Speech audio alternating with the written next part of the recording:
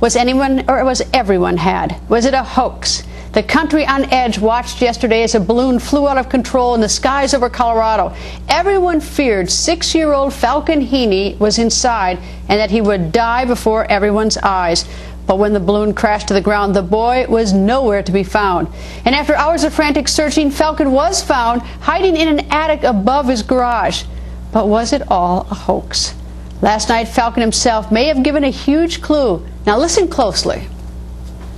Did you hear us calling your name at any time? You did? You did? Why didn't you come out? You guys said that we did this for the show.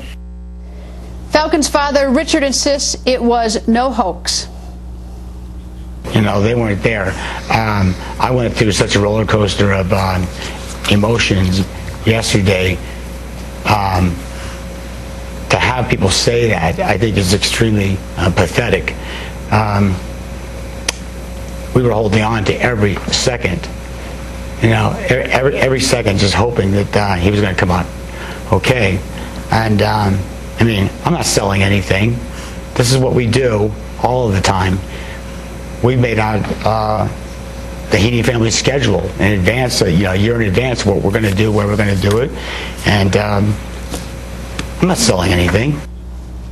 Well, another clue. New home video from the Heene family allegedly shows the balloon taking off on its fateful flight. Now watch this carefully. I'm going to fly now. Oh. Okay, hold on, Brad. Cut. Record. Yeah. Here we go. 3, 2, 1. Whoa! Oh my God. Okay. Are you in? Taylor! Get in! Put the Taylor down! Fireman!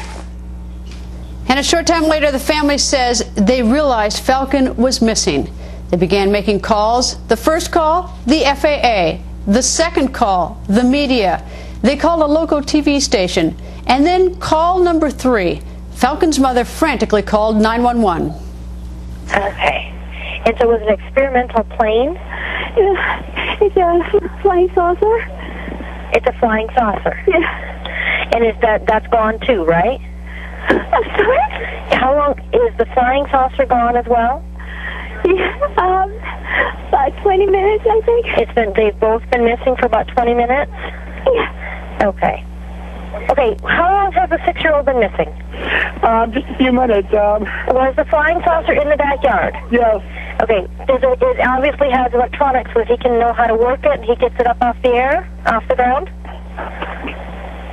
No, he doesn't know how to operate. He does not know how to operate. So, and that's gone though too, right? So we are sure that he's in that. Yeah, we looked everywhere, and then my son just said, "Be verified." He said, "Yeah, he went inside just before it went off because we had it tethered. It wasn't supposed to take off." Okay, was it running then?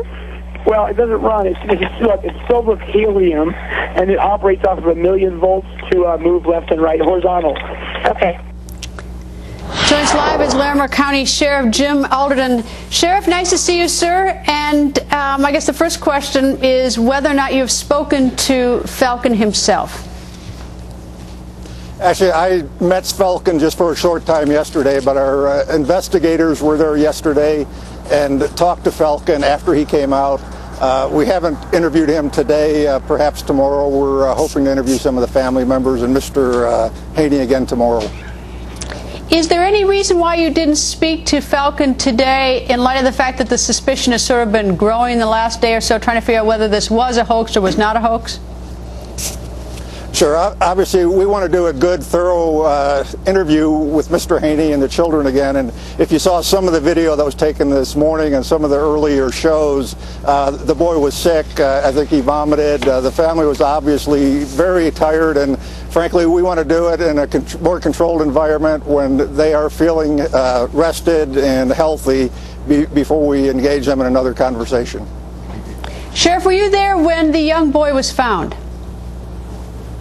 No, actually I wasn't. We were just doing a press release, or actually a press conference, and it was just telling the media that we were going from a rescue to a body recovery type of operation when I got a page that the boy had been found. Actually, he came down out of the attic on his own and walked into the house to everybody's surprise. Was there anyone from law enforcement there at the time, and if so, has that person described the child being reunited with his family? Absolutely. We had several investigators and patrol officers on the scene. The investigator was on the telephone. He said he heard a scream from the mother. His first thought was that somehow information had gotten past him to the family, and perhaps that a body had been found, because he said we were in a recovery mode at that time. He turned around and saw the boy and the mother hugging him, and everybody just was ecstatic, hugging him, crying, and showing a great deal of relief and emotion that he was alive. Do you know this family, or did you ever hear this family prior to this incident? No, I've learned a lot about them since then, but was not aware of them prior to this incident. Do you know what the occupation of Mr. Heene is by any chance? My understanding is that he's a self-employed independent contractor, and obviously an amateur scientist, and we know that he's done some chasing tornadoes and storms, and amateur inventor. Have you had a chance to examine the balloon? Actually, we have. We've had actually a professor of physics from Colorado State University assisting us today in examining the balloon and taking some dimensions so we could figure out what sort of payload it would actually lift. And we do have one more experiment testing that we want to do tomorrow before we're willing to discuss that and the results. But we're in the process of doing a more thorough examination than we've been able to do to date.